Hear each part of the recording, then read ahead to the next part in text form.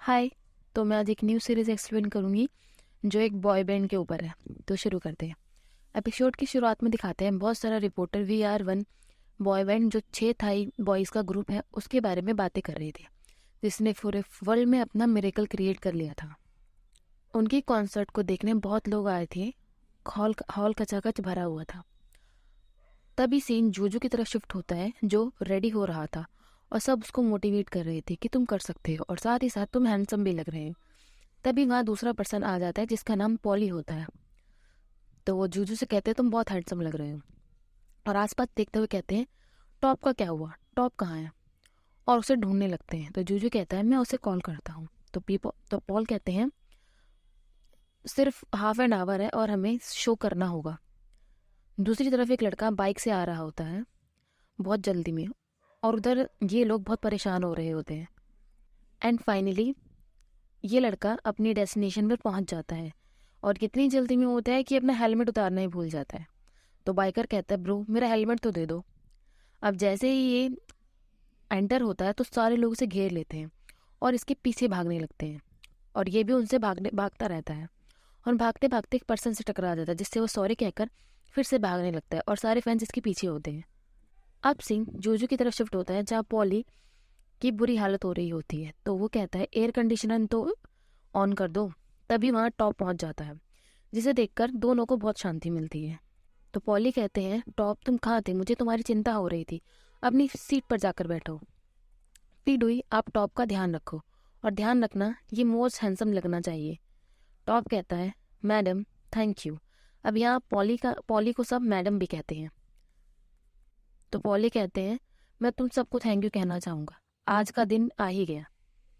अब scene shift होता है जहाँ VR1 ग्रुप स्टेज पर जाने के लिए रेडी होते हैं। जूजू कहते हैं टॉप हमने कर दिखाया, और दोनों स्वीटली क्लोज आ जाते हैं। तो टॉप कहता है चलो, और उसका हाथ पकड़कर चला जाता है। अब सीन एक साल पहले का दिखाते हैं जहाँ टॉप स्वॉर्ड आर्ट परफॉर्म कर रहा था, और वो बहुत अच्छा परफॉर्म कर रहा होता है। ऑडियंस भी उन्हें अप्रिशिएट कर रहे होते हैं, जहाँ उन ऑडियंस में मैडम भी होती हैं जो टॉप को देखकर कहती है मुझे अयोध्या का खजाना मिल ही गया, द एल्बिनो एलिफेंट। अब सीन दिखाते हैं जहाँ टॉप एलिफेंट को नहला रहा होता है और उसके साथ खेल भी रहा होता है।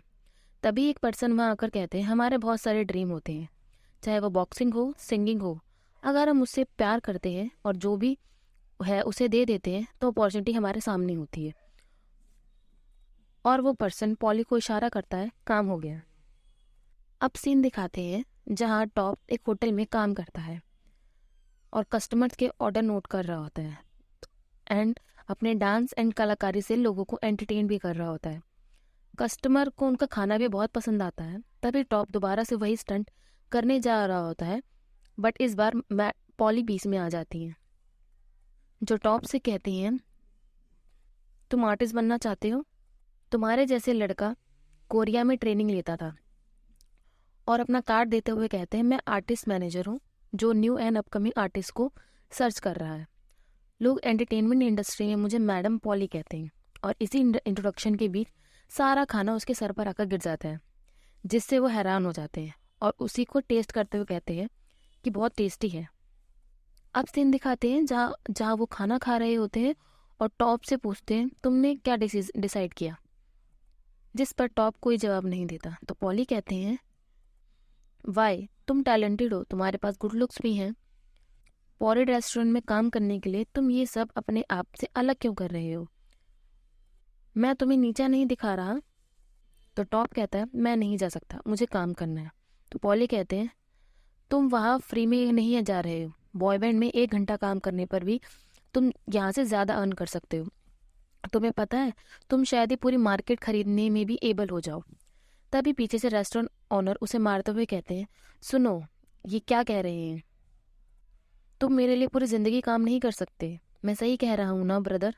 तो पॉली कहते हैं क्या तुम जो मुझे कह रहे हो उसे चेंज कर सकते हो, मैं ज़्यादा कंफर्टेबल नहीं हूँ ब्रो बोलने से।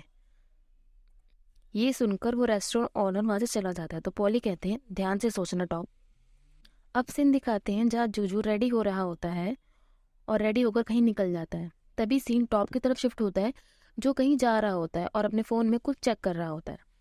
तभी एक कार आकर उसका बैग ले जाती है जिसमें टॉप का बैग फंस जाता है। तो टॉप उस कार का पीछा करने लगता है। अब टॉप पार्किंग लॉट में पहुंचता है तो वो जूजू से पूछता है, हे। तो जूजू कहता है, तुमने मुझे बुलाया? तो टॉप कहता है, हाँ। तुम्हारी कार कहाँ है? तो जूजू इशारे में बताता है, वहाँ। टॉप कहता है, मैं इसे नीचे कैसे लाऊं?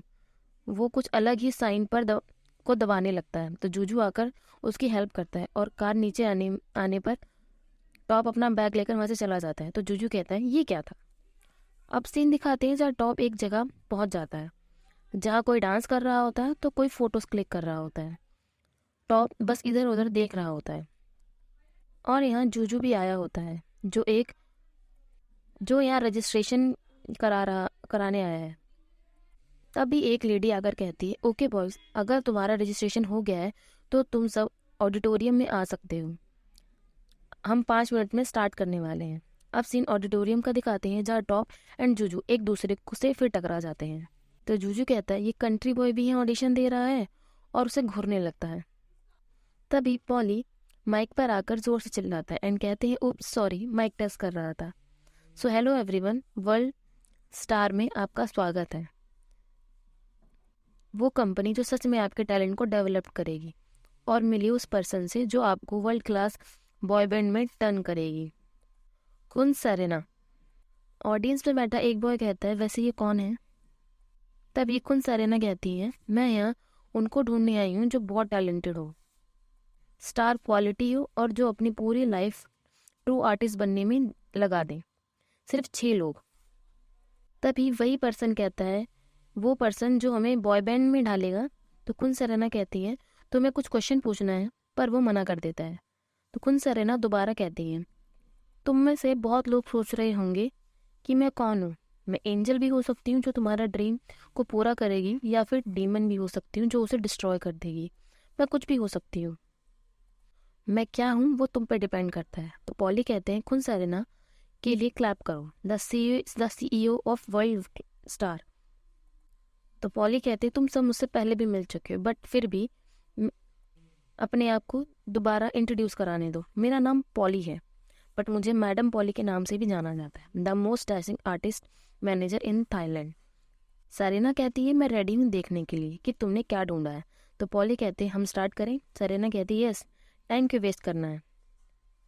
सेरेना माइक पर आकर कहती है, अगर आपको लगता है कि आपको वहाँ मिल गया है जो आप ले सकते हैं तो आगे आइए। तो ये स्टोरी यहीं पे एंड करते हैं। आगे की स्टोरी मैं नेक्स्ट पार्ट में कंप्लीट करूँगी। बाय। और अगर आपको एक्सप्लेनेशन अच्छा लगा तो आप लाइक एंड सब्सक्राइब कर देना। Thank you.